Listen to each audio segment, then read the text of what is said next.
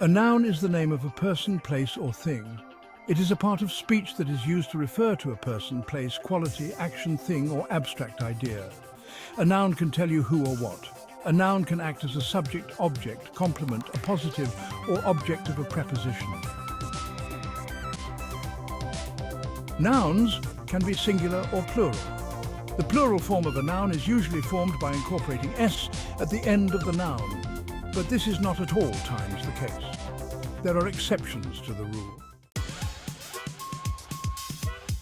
Few plurals are irregular: singular fish, singular tooth, plural teeth, singular man, plural men, singular woman, plural women.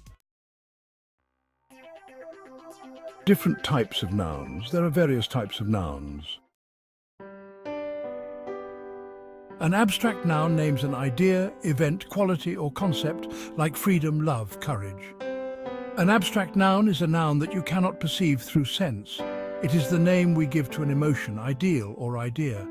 They have no physical existence. You can't see, hear, touch, smell, or taste them. The opposite of an abstract noun is a concrete noun. For example, justice, an idea, bravery, and happiness are all abstract nouns. See a list of a few common abstract nouns below: adoration, artistry, belief, bravery, calm, charity, failure, faith, law, liberty. Concrete nouns. A concrete noun is the name of something or someone that we can experience through our senses: sight, hearing, smell, touch, or taste. The majority of nouns are concrete nouns. The opposite of a concrete noun is an abstract noun. Concrete nouns name something identifiable through the senses, like cats, dogs, tables, chairs, buses, and teachers are all concrete nouns.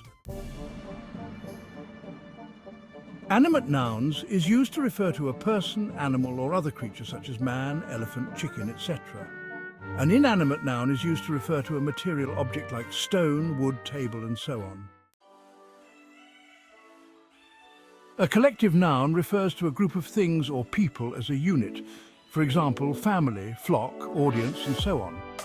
What is a collective noun? A collective noun is a noun that can be singular in form whilst referring to a group of people or things. Collective nouns are every now and then confused with mass nouns. Groups of people include army, audience, band, choir, class, committee, crew, family, gang, jury, orchestra, police, staff, team, and trio. Groups of animals include colony, flock, herd, pack, pod, school, and swarm. Groups of things include bunch, bundle, clump, pair, set, and stack. We frequently say a group of things like a bunch of flowers or a host of golden daffodils. A few collective nouns can stand alone, such as Britain has an army, but if the collective noun army is used to mean something different from an organised military force, you can say things like an army of women or an army of ants, and also an army of one. When a group is considered as a single unit, the collective noun is used with a singular verb and singular pronoun. For instance, the committee has reached its decision. When the centre of attention is on the individual parts of the group, British English from time to time uses a plural verb and plural pronouns. For instance, the committee have been in conflict all morning. This is equivalent to saying the people in the committee have been in conflict all morning. Nevertheless, if you are talking about more than one committee, you can then make use of the plural form. For example, the two committees have been in conflict over the years. A determiner in front of a singular collective noun is at all times singular. This committee, not these committee, although of course when the collective noun is in the plural form, it takes a plural determiner, these committees. A common noun is a name of a group of comparable things like table, book, window, and so on. A proper noun, on the other hand, refers to the name of one person, place, or thing like John, Joseph, London, etc. Compound nouns refer to two or more nouns united to form a single noun like sister-in-law, schoolboy, or fruit juice. Countable and uncountable nouns. Countable or count nouns are nouns that have a singular and a plural form. In plural, these nouns can be used with a number, they can be counted. For example, friends, chairs, houses, boys. Uncountable or non-count nouns, on the other hand, can only be used in singular. They can't be counted. Examples are money, bread, water, coffee, and so on. A noun can be countable or uncountable. Countable nouns can be counted. They have a singular and plural form. For example, a book, 2 books, 3 books. An apple, 2 apples, 3 apples. Uncountable nouns, also known as mass nouns or non-count nouns, cannot be counted. They are not separate objects. This means that you cannot make them plural by adding s as they only have a singular form. It also implies that they do not take an or a number in front of them. For instance, water, work, information, coffee, sand. Some mass nouns refer to groups of specific things. For instance, tables, chairs, cupboards and so on are grouped under the mass noun known as furniture. Plates, saucers, cups and bowls are classified under the mass noun crockery. Knives, forks, spoons, etc. are classified under the collective noun cutlery. When you are on the go, suitcases, bags and so on are classified under the mass noun luggage or baggage. You can turn the majority of uncountable nouns to countable nouns by placing a countable phrase or word in front of the noun. For instance, a piece of information, 2 glasses of water, 10 litres of coffee, 3 grains of sand, a pane of glass. It's essential to differentiate between countable and uncountable nouns in English because their usage is different in regards to both determiners and verbs. More examples of countable nouns: 1 dog, 2 dogs, 1 horse, 2 horses, 1 man, 2 men, 1 idea, 2 ideas, 1 shop, 2 shops. Sentence examples: she has 3 goats, I own a car, I would like 2 chairs, please. How many clothes do you have? More examples of uncountable nouns: tea, sugar, water, air, rice, knowledge, beauty, anger, fear, love, money, research, safety, evidence. Sentence examples: there's been a lot of research into the causes of the terrorist attacks. He gave me a great deal of advice before I resumed work. Can you give me some information about living a married life?